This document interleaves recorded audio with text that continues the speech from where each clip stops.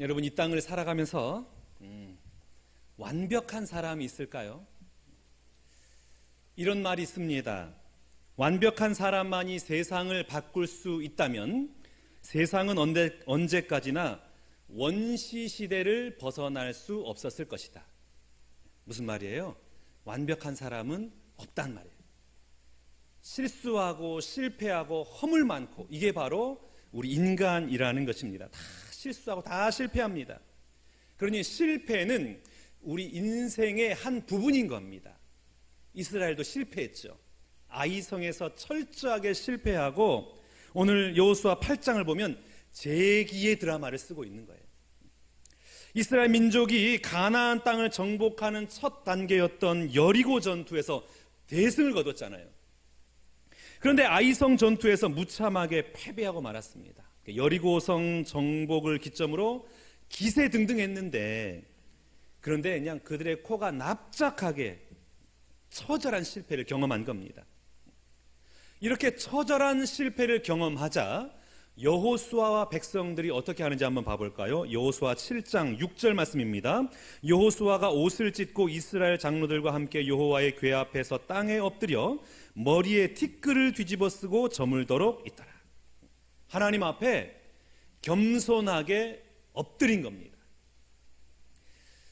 사랑하는 여러분, 어떤 일에 있어서 실패나 또 좌절에 부딪힐 때에 다른 사람을 원망하는 대신에 먼저 하나님 앞에 엎드리시기 바랍니다. 우리가 엎드리면 하나님은 새 힘을 주시고 그리고 기운을 회복시켜 주실 줄로 믿습니다. 여호수아가 하나님 앞에 엎드리니까 하나님이 그에게 다시 일어날 수 있는 새 힘을 공급해 주세요. 오늘 보면 1절 말씀 봐보겠습니다. 여호와께서 여호수아에게 이르시되 두려워하지 말라, 놀라지 말라. 군사를 다 거느리고 일어나 아이로 올라가라. 보라, 내가 아이 왕과 그의 백성과 그의 성읍과 그의 땅을 다 내 손에 넘겨 주었노라. 여호수아야, 두려워하지 말고 실망하지 말아라. 낙심하지 말고 다시 일어나라. 다시 일어나서 아이 성으로 올라가라. 여러분, 오늘 우리가 믿고 있는 하나님은 실수와 실패 현장에서 다시 일으켜 세워주신 하나님이십니다. 늘 항상 우리를 일으켜 세워주세요. 그 일으켜 세워주신 하나님을 우리는 자주 접할 수가 있는데, 엘리야가 이세벨이 무서워서 광야로 도망쳐 로뎀나무 아래에서 그렇게 절망하고 있을 때에 하나님이 찾아오셔서 말씀하시죠. 열왕기상 19장 7절입니다. 여호와의 천사가 또 다시 와서 어루만지며 이르되 일어나 먹으라. 내가 갈 길을 다 가지 못할까 하노라 하는지라. 일어나라, 일어나라. 주저앉지 말고 일어나라. 먹이시고, 그리고 동굴에 갔을 때 세미한 음성을 들려주시고, 그 음성으로 말미암아 이스라엘이 다시 살아나는 은혜를 허락하시잖아요. 베드로가 복음을 전하다가 감옥에 갇혔습니다. 얼마나 낙심이 되고 얼마나 절망이 됩니까? 그런데 밤중에 천사가 베드로의 옆구리를 치면서 이렇게 말합니다. 사도행전 12장 7절 말씀. 호련히 주의 사자가 나타나며 옥중에 광채가 빛나며 또 베드로의 옆구리를 쳐 깨워 이르되 급히 일어나라. 일어나라. 절망하지 말고 주저앉지 말고 일어나라. 그래서 베드로가 천사를 따라서 죽음에서 구출이 됩니다. 하나님은 오늘도 우리를 향하여 일어나라 라고 말씀하십니다. 여호수아에게 일어나라, 엘리야에게 일어나라, 베드로에게 일어나라 말씀하셨던 것처럼 우리에게도 일어나라 라고 말씀하세요. 여러분, 실수와 실패로 인해서 낙심하고 절망해 있다면 주의 은혜로 다시 일어나시기를 축복합니다. 일어나는 거예요. 하나님께서 일어나라 말씀하신 것은 어떤 의미냐면 다시 시작하라는 거예요. 포기하지 말고 주저앉아 있지 말고 다시 시작해라. 하나님 오늘 본문 말씀을 통해서 다시 시작하는 원리를 우리에게 들려주십니다. 우리가 무너진 곳에서 다시 시작하기 위해서는 첫 번째, 자신의 약함을 인정하는 겁니다. 오늘 보면 3절 말씀 보겠습니다. 이에 여호수아가 일어나서 군사와 함께 아이로 올라가려 하여 용사 3만 명을 뽑아 밤에 보냈더라. 이스라엘이 아이성 전투에서 실패한 이유가 무엇인가요? 첫 번째는 아간의 범죄죠. 공동체를 생각하지 않고 자기만 생각하고 자기의 유익만 생각했던 이 극단적인 이기주의가 이스라엘로 말미암아 무너지게 된 겁니다. 이 공동체가 살기 위해서는 자기만 아는 이 극단적인 이기주의를 아골골짜기에서 돌로 쳐서 끊어내야 되는 거예요. 이기주의가 사라져야 돼요. 또 다른 하나는 무엇입니까? 하나님 앞에 물어보지 않은 거예요. 아유, 우리가 여리고 성도 무너뜨렸는데 저 작은 성 아이성쯤이야 하고 방심한 거죠. 그러니까 하나님 기도하지 않아요. 말씀을 들으려고 하지 않아요. 우리가 할 수 있다. 전진해 나간 것이죠. 그러다가 처참한 실패를 경험하게 된 겁니다. 그래서 이번에 어떻게 해요? 하나님 앞에 묻는 거예요. 그리고 하나님의 말씀에 귀를 기울이는 거예요. 하나님 뭐라고 말씀하세요? 군사를 다 거느리고 아이로 올라가라 이렇게 말씀하시니까 이스라엘 어떻게 반응합니까? 전 군대를 동원해 가지고 3만 명을 전장에 보내잖아요. 마태복음 5장 4절 말씀을 봐보겠습니다. 애통하는 자는 복이 있나니 그들이 위로를 받을 것이며. 이 마태복음 5장 말씀을 유진 피터슨의 메시지 성경은 이렇게 해석을 하고 있어요. 한번 봐볼까요? 가장 소중한 것을 잃었다고 느끼는 너희는 복이 있다. 그때에야 너희는 가장 소중한 분의 품에 안길 수 있다. 여러분, 죄가 뭘까요? 죄가 무엇인가요? 죄는 가장 소중한 분을 잊는 것입니다. 가장 소중한 분을 버린 것이에요. 소중하지 않은 것을 소중한 것으로 착각하는 것, 이게 바로 죄입니다. 물질을 하나님처럼 여기고 성공을 하나님처럼 여기고 나 자신을 하나님처럼 여기는 것, 이게 바로 죄예요. 그래서 죄는 뭐냐? 가장 소중한 분을 잃어버리는 것. 그럼 회개는 뭐냐? 가장 소중한 분을 다시 회복하는 것. 이게 바로 회개입니다. 여러분, 주의 말씀이 가장 잘 들릴 때가 언제일까요? 여러분의 그 삶을 되돌아보면서 이때 정말 하나님의 말씀이 간절하게 들렸더라. 그때는 언제던가요? 창세기 4장 26절 말씀 봐볼까요? 셋도 아들을 낳고 그의 이름을 에노스라 하였으며 그때의 사람들이 비로소 여호와의 이름을 불렀더라. 에노스라는 이름의 뜻이 무엇이냐면 불치병, 죽을 인생입니다. 그러니까 에노스가 아마 불치병에 걸렸나 봐요. 죽을 인생인 거예요. 내 힘으로는 아무것도 할 수 없음을 고백합니다. 내가 죽을 인생입니다. 이 고백을 하니까 그때 비로소 무엇이 고백됐다고요? 비로소 여호와의 이름을 불렀더라. 여러분, 수술실에 들어가는 환자에게 그 의사 선생님께서 뭐라고 말씀하시냐면, 아무튼 저희도 할 수 있는 한 최선을 다해보긴 하겠습니다. 이런 말을 들었다고 생각을 해보세요. 그러면 그 환자의 마음이 어떻게 될까요? 무너지죠. 그 차가운 수술대 위에 올라가는데 아무런 소망이 없어요. 안 되나 보네. 나 어떻게 하지? 그러면 그 수술대 위에 올라간 환자가 누구를 의지하겠어요? 누굴 바라보겠어요? 붙들 사람이 누가 있겠냐 이 말이에요. 그때는 하나님밖에 없는 거예요. 그래서 주님 부르짖습니다. 근데 그냥 주님을 부르짖는 것이 아니에요. 저 깊은 내면의 저 깊은 곳에서부터 주님, 주여, 저 좀 살려주십시오. 그 반응하지 않겠어요? 내가 죽을지도 모르는데 주님, 저 좀 살려주십시오.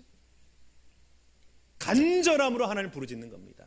그러니 여러분, 내가 죽을 인생임을 깨달으면, 내가 절망적인 인생임을 고백하면 그때 비로소 우리가 누구를 부르냐면 하나님을 불러요. 하나님을 찾게 돼요. 주님이 보이기 시작하는 겁니다. 이사야 6장 1절 말씀 한번 봐볼까요? 우시야 왕이 죽던 해에 내가 본즉 주께서 높이 들린 보좌 앉으셨는데 그의 옷자락은 성전에 가득하였더라. 이사야가 하나님부터 소명받을 때 그 장면이에요. 그런데 그때가 언제입니까? 누가 죽었습니까? 우시야가 죽었대요. 우시야는 왕인데 아주 선한 왕이고 영향력 있는 왕이었습니다. 다윗 왕 이래로, 히스기야 왕 이래로 우시야 왕은 아주 선한 왕이에요. 영향력 있는 왕이에요. 나라를 아주 부강하게 하고 강력하게 이끌어갔던 강력한 왕이었습니다. 그런데 그 왕이 죽은 거예요. 그러니까 여러분, 이 나라가 얼마나 불안하겠어요. 우리나라가 어떻게 될까? 우리나라의 미래가 어떻게 될까? 망연자실하고 있는 거, 안타까움에 망연자실하고 있는데 무엇이 보인 겁니까? 보좌를 봤더니 보좌에 누가 앉아 계세요? 주님이 높이 들린 보좌에 앉아 계신 것을 이사야가 본 거예요. 우시야가 이 나라를 통치한 줄 알았는데 그것이 아니라 여전히 우시야는 사라졌지만 여전히 주님이 거기에서 통치권을 발휘하고 계시고 하나님이 이끌어가고 계신 것을 본 것입니다. 그리고 주님의 부르심에 아멘하고 주님 앞에 순종하며 나아가요. 여러분, 내가 의지하고 있던 우시야가 죽으면 누가 보이냐면 주님이 보이십니다. 내가 의지하고 있던 내 아들, 우리 새끼, 걔가 갑자기 이상해진 거예요. 그러면 살맛 납니까? 안 납니까? 살맛 안 나죠. 죽을 맛이죠. 너만 바라보고 살았는데 이놈의 새끼 어떻게 하려고 그러냐. 그렇게 남편을 의지하며 살았는데 그 남편이 바람을 피워버렸어요. 그럼 어떻게 해요? 절망 그 자체죠. 이 세상 믿을 놈이 아무도 없구나. 도대체 내가 무엇을 위해서 이렇게 살아왔는가? 그렇게 의지했던 물질이 한순간에 다 날아가 버렸어요. 그러면 어떻게 됩니까? 인생 한탄하여. 내가 도대체 이 땅을 살아가는 이유가 뭔고? 내가 무엇을 위해서 그토록 열심히 살았는고? 한탄하고 절망을 해요. 그러면서 누가 보입니까? 주님이 보이는 거예요. 그때부터 비로소 주님이 보이는 거예요. 주님이 보이니까 주님이 부르짖는 겁니다. 주님 저 좀 살려주세요. 주님 저 어떻게 하면 좋아요? 주님 저 좀 살려주세요. 그때 주님을 부르짖게 됩니다. 제가 미국 유학을 마치고 귀국해서 얼마나 청운의 꿈이 있었겠어요. 내가 이제 대형 교회에 가서 이 목회를 참 멋지게 한번 해보리라. 그렇게 여러분 참 마음을 가지고 이게 왔는데 1년 동안 사역지가 정해지지가 않는 거예요. 불러주는 교회가 없는 거예요. 1년이 지나서 비로소 그때 제가 하나님 앞에 무릎을 꿇었습니다. 하나님, 저의 교만을 용서해 주십시오. 제가 잘난 게 뭐가 있다고 그렇게 교만해가지고 이렇게 자기 잘난 맛에 이렇게 살다가 참 제가 손에 쥐은 게 아무것도 없습니다. 1년을 하나님이 1년을 나를 훈련시키시더라고요. 내가 의지하고 내가 자랑하고 내가 바라보고 있던 그것 내려놓으니까 비로소 하나님이 보이더라고요. 하나님 앞에 부르짖게 되고 하나님의 은혜를 구하게 되더라는 것입니다.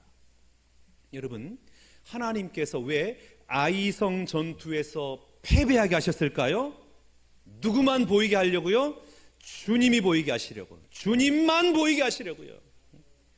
가장 소중한 분께 안기게 하시려고 아이성의 전투에서 패배하게 하신 겁니다. 그러니 여러분, 아이성 패배는 반드시 있어야만 했던 사건이에요. 여러분, 실수와 실패의 자리에서 원망과 불평이 아니라 그 모든 것이 나에게 반드시 있어야만 했던 사건, 나에게 반드시 필요했기 때문에 나에게 주어진 사건으로 받아들이시기를 축복합니다. 하나님이 허락하신 사건이에요. 왜요? 누구 바라보게 하려고? 주님 바라보게 하려고, 주님 앞에 부르짖게 하려고. 그 모든 실패와 절망과 낙심의 자리에서 우리 하나님 앞에 부르짖고 하나님을 가장 소중한 분으로 고백하는 은혜가 임하시기를 주님의 이름으로 축복합니다. 우리가 다시 시작하기 위해서는 두 번째, 나를 감추는 겁니다. 나를 감추는 것. 4절 말씀입니다. 그들에게 명령하여 이르되 너희는 성읍 뒤로 가서 성읍을 향하여 매복하되 그 성읍에서 너무 멀리하지 말고 다 스스로 준비하라.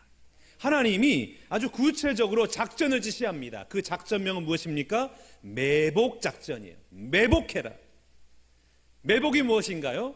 나를 숨기는 거예요. 내가 보이면 나는 죽어요. 적에게 절대 나를 보이면 안 돼요. 가능한 내가 안 보이도록 나를 숨겨야 되는 겁니다. 우리는 참 인정받는 거 좋아합니다. 저도 인정 중독이에요. 사람들로 하여금 인정받기 원해요. 성도들로 인정받기 원하고, 아내로부터 인정받기 원하고, 자녀로부터 인정받기 원하고, 인정받고 싶은 거예요. 그러니까 막 그럴싸한 모습을 막 포장하는 거예요. 좋은 사람, 괜찮은 사람인 것을 막 포장을 한단 말이에요. 인정 중독. 높임을 받기 원하니까 매복하기가 힘들어요. 나를 숨기는 게 너무나 어려워요. 다윗이 사무엘에 의해서 기름 부음을 받았습니다. 여러분, 기름 부음은 누가 받습니까?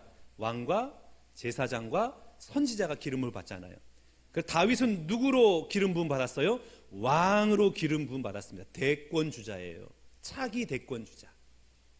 그러면 다윗의 마음이 어떨까요? 얼마나 그냥 마음이 막 부풀어 오르겠어요. 내가 왕이 되면 이 나라를 이렇게 바꿔놔야겠다. 얼마나 큰 꿈이 있었겠어요. 그러면 그 다음날 사람들이 천하게 여기는 목동의 자리로 가고 싶을까요? 안 가고 싶을까요? 그 목동의 자리는 가고 싶지 않지 않겠습니까? 자, 사무엘상 16장을 보면 사무엘이 다윗에게 기름 부음을 합니다. 그리고 이어서 17장을 한번 봐보겠습니다. 사무엘상 17장 5절입니다. 다윗은 사울에게로 왕래하며 베들레헴에서 그의 아버지의 뭘 칠 때에? 양을 칠 때. 어디로 갔어요? 양치러 간 거예요. 차기 대권 주자로 기름 부음 받았습니다. 그런데 사람들이 천대하고 무시하는 양을 치는 자리로 갔단 말이에요. 나 기름 부음 받았어. 나 그런 사람이야. 이러고 양을 안 칠 수도 있잖아요. 그런데 내가 기름 부음 받기 전에 그 자리 그대로 가고 있는 거예요. 그 자리에서 살아가고 있는 것입니다. 여러분, 성령님께서 여러분에게 대단한 능력을 주시고 방언의 은사, 예언의 은사, 병고침의 은사를 주시고 막 보이지 않던 영적인 것들이 막 보이고 하나님의 음성이 들린다 할지라도 만약 여러분이 주부라면 다시 가정에 들어가서 설거지 하시기를 축복합니다. 그게 은혜예요. 막 내가 대단한 은사 받았다고, 나 기름 부음 받았어, 그 앞에는 남편을 바라면서 어디 천한 것이 나에게 함부로 대해, 그럴 것이 아니라 종으로 가는 거예요. 항상 살아왔던 그 자리로 돌아가는 거예요. 아무리 기름 부음을 받고 아무리 높임을 받아도 아무리 대단한 사건을 경험해도 다시금 하나님이 허락하신 자리로 들어가는 겁니다. 여러분, 예나 지금이나 목동은 천한 직업이에요. 아버지도 형들도 다윗을 다 무시했습니다. 귀하게 여기지 않았어요. 그런데 다윗은 누구를 소중히 여겼냐면 하나님을 귀하게 여기고 하나님을 소중히 여겼습니다. 그러니까 하나님을 소중히 여기니까 하나님이 나에게 주신 작은 일에서도 충성하게 되는 거예요. 하나님이 내게 허락하신 삶의 자리에 다시 들어가는 거예요. 그것이 목동 일이라 할지라도, 설거지하는 일이라 할지라도, 방을 청소하는 일이라 할지라도, 쓰레기 분리하는 일이라 할지라도 그 자리에 다시 들어가는 겁니다. 우리는 세상에서 내가 중요한 사람인 것을 인정받기 원해요. 내가 특별한 사람을 막 인정받기 원합니다. 그래서 우월감으로 살아가고 때로는 열등감으로 자꾸만 자기를 나타낸단 말이에요. 그런데 다윗이 어떻게 했는지 봐볼까요? 사무엘상 17장 34절입니다. 다윗이 사울에게 말하되 주의 종이 아버지의 양을 지킬 때에 사자나 곰이 와서 양떼에게 새끼를 물어가면, 다윗이 사울에게 뭐라고 그래요? 주의 종이, 나 종입니다. 나도 기름 부음 받았어. 당신 다음에 내가 왕 될 사람이야. 이렇게 말하는 것이 아니라 저는 종입니다.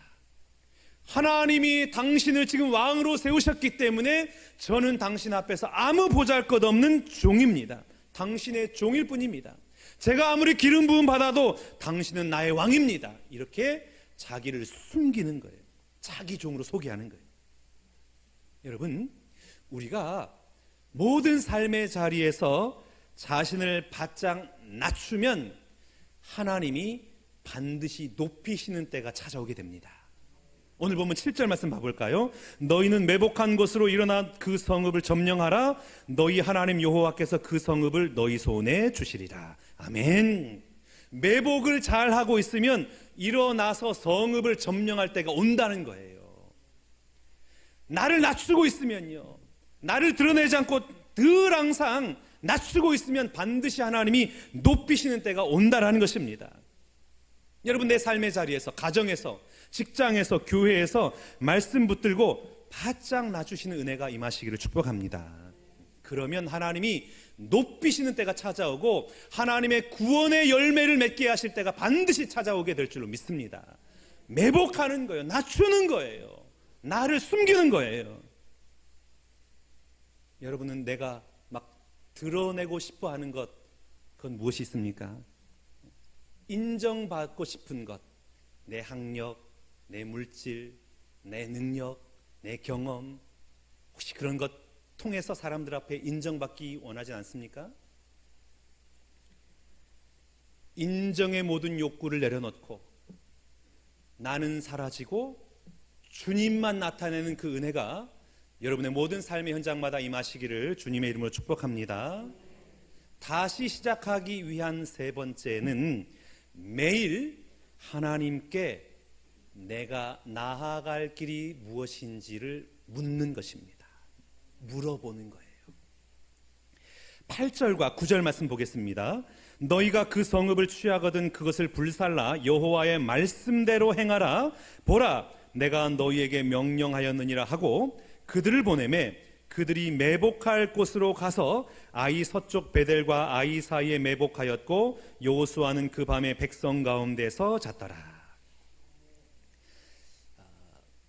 여리고 전투 후에 자만해가지고 기도하지 않고 하나님의 말씀을 듣지 않던 이스라엘 백성이 그 실패를 경험하고 다시금 하나님 앞에 부르짖기 시작했습니다. 하나님, 아이성 전투에 몇 명이 나갈까요? 3만 명을 내보내라. 하나님, 어떤 작전으로 임할까요? 매복전으로 이 전쟁에 임해라. 하나님께서는 여호수아를 통해서 말씀하시고 이스라엘 백성은 그 말씀을 받아들이고 그 말씀대로 행하는 거예요. 하나님 앞에 묻고 그 하나님부터 오는 그 응답을 가지고 순종하며 살아가는 것입니다. 오늘 내가 승리했어도 내일은 실패할 수도 있습니다. 내일은 아무도 몰라요. 내가 어떻게 될지 아무도 모르는 것입니다. 그러니 내일 내가 넘어질 수도 있기 때문에 어떻게 하는 거예요? 날마다 하나님 앞에 묻는 거예요. 날마다 큐티 말씀을 펼치고 하나님 앞에 내가 가야 할 길을 묻는 것입니다. 목사님, 큐티가 너무나 힘들어요. 너무나 어려워요. 말씀이 어려워요. 이런 분이 계십니다. 그러면 어려우면 어려운 대로, 안 되면 안 되는 대로 따라가면 돼요. 그냥 읽어 나가면 됩니다. 말씀을 내 삶의 근본으로 삼는 것이 중요하지 내가 이것을 이해하고 깨닫는 것, 이게 중요한 것이 아닙니다. 큐티는 성경 공부가 아니에요. 내가 그 말씀 앞에 내 삶을 드리는 거예요. 여러분, 혹시 큐티 할 때에 숙제하듯이, 숙제를 끝내버리듯이 나 오늘 큐티 했어 하고 이렇게 하고 있습니까? 오늘 나에게 주시는 말씀으로 매일매일 하나님의 말씀을 받는 여러분 될 수 있기를 축복합니다. 그리고 그 말씀을 가지고 오늘 내가 살아가야 할 길이 무엇인지 물으세요. 하나님, 제가 오늘 어떻게 살아가야 될까요? 그 말씀으로 살아가시길 바랍니다. 교만한 사람은 묻지 않아요. 내가 왜 그래야 돼? 내가 대학을 선정하는데 내가 왜 물어야 돼? 내가 사랑하는 사람과 결혼하겠다는데 그걸 내가 왜 물어야 돼? 내가 계획하고 준비하고 내가 원하는 그 사업을 진행한다는데 내가 그것을 왜 하나님 앞에 물어야 돼? 귀찮게 내가 일일이 다 그것을 보고하고 살아야 돼? 내가 그냥 편하게 살면 안 돼? 이렇게 생각한단 말이에요. 신장이 망가지면 여러분 어떻게 됩니까? 뭐 해야 돼요? 투석해야 돼요. 왜 투석해야 됩니까? 깨끗한 피가 돌지 않으니까 투석해야 돼요. 여러분, 말씀이 내 안에 들어오지 않으면 죄가 정리가 되지 않습니다. 예수님의 그 깨끗한 은혜의 피, 보혈의 피가 내 영혼에 돌지 않아요. 그러면 죄가 쌓이고 쌓여서 막혀버려요. 혈관이 막히고 기관이 막히고 내 몸이 막혀버려요. 막히면 어떻게 됩니까? 무너지는 거예요. 답답해서 무너져요. 그러니 여러분, 매일 하나님과 만나는 시간을 가볍게 여기지 마십시오. 이 예배 시간을, 매일 하나님의 말씀을 펼치는 시간을 소중하게 여기시길 바랍니다. 예수님의 피를 의지하고 기도하고 말씀으로 하나님과 독대하는 이 예배 시간은 여러분의 생각과 마음들이 씻겨져 나가고 하나님의 거룩한 것들로 채워져 나가는 여러분들이 살아나는 시간이에요. 내가 사는 시간이에요. 그런데 이 시간이 막혀버리면 내가 더러워지는 거예요. 어떻게 해볼 수가 없어요. 그냥 죄가 들러붙어가지고 그 죄가 나를 이끌어가는 겁니다. 그럼 넘어져요. 사무엘상 15장 26절 말씀 봐볼까요? 사무엘이 사울에게 이르되 나는 왕과 함께 돌아가지 아니하리니 이는 왕이 여호와의 말씀을 버렸으므로 여호와께서 왕을 버려 이스라엘 왕이 되지 못하게 하셨음이니이다. 여러분, 하나님께서 친히 기름 부어 세운 왕도, 그 왕이 하나님의 말씀을 버리니까 어떻게 해요? 하나님도 그 왕을 버리신대요. 그러니 여러분, 목사님 저 오늘 예배 드렸어요. 저 순장인데요. 저 모태신앙인데요. 이런 말 하지 마세요. 하나님께서 친히 택하시고 하나님의 언약을 맺은 이스라엘 백성도 망하는 상황입니다. 왕도 망하고 제사장도 망해요. 왜요? 하나님의 말씀을 거부하니까요. 말씀이 그 안에 없으니까 왕도 망하고 제사장도 망하고 하나님의 선민이 이스라엘 백성도 망하는 겁니다. 그러니 여러분, 내가 30년 40년 믿었네, 내가 이 교회 건축 멤버네, 내가 이 교회에서 얼마나 헌신하게 많은데, 이런 얘기 좀 하지 말자고요. 그게 무슨 의미가 있어요?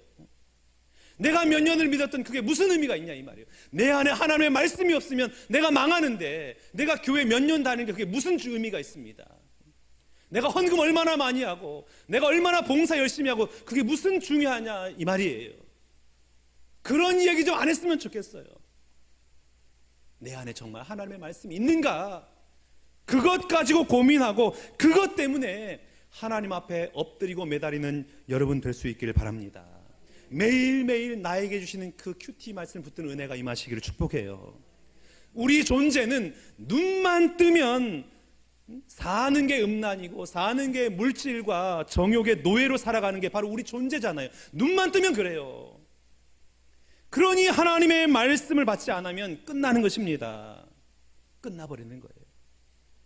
매일의 삶의 현장에서 하나님의 말씀 붙들고 오늘 내가 어떻게 살아가야 할지 그 길을 물으면서 하나님의 인도함 받는 여러분 모두가 다 되시기를 축복합니다.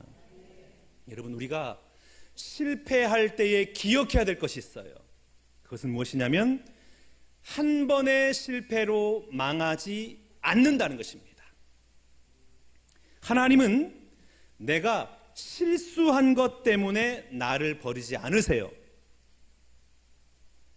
내가 실수했을 때 버리는 것이 아니라 이 실수를 고치지 않기 때문에 버림받는 겁니다. 그러니 우리의 약함을 좀 인정했으면 좋겠습니다. 약함을 인정했으면 좋겠어요. 그리고 나를 감추세요. 내가 드러나면 상처가 임하고 일이 꼬입니다. 나를 감추고 주님만 나타내시기 바랍니다. 그럼 매일매일 주님 앞에 물어보세요. 말씀을 가지고 하나님, 내가 어느 길로 걸어가야 될까요? 너무나 알 수가 없습니다. 너무나 절망입니다. 하나님 보여주세요. 인도해 주세요. 이렇게 매일매일 하나님 앞에 묻고 물어서 매일 주시는 그 말씀으로 일어나 하나님께서 허락하신 그 은혜의 삶을 살아가는 이 한 주간 되시기를 주님의 이름으로 축원합니다.